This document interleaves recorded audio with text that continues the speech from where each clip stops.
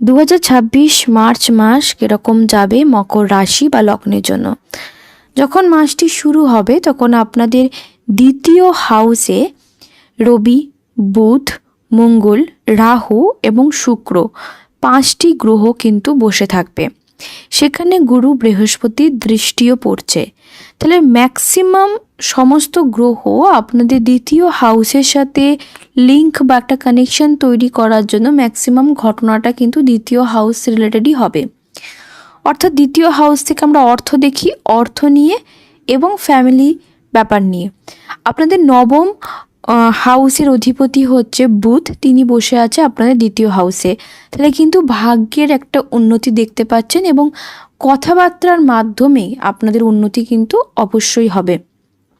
চাকরির ক্ষেত্রটা কিন্তু পজিটিভ দেখাচ্ছে, চাকরির জায়গা থেকে কিন্তু উন্নতি দেখাচ্ছে।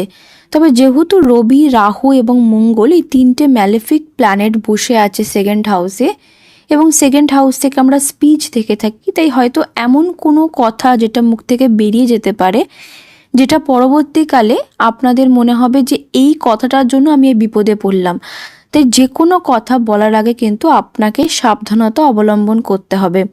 ভাষার প্রয়োগের ব্যবহার আপনাকে ঠিক করে কিন্তু এই মাসে করতে হবে।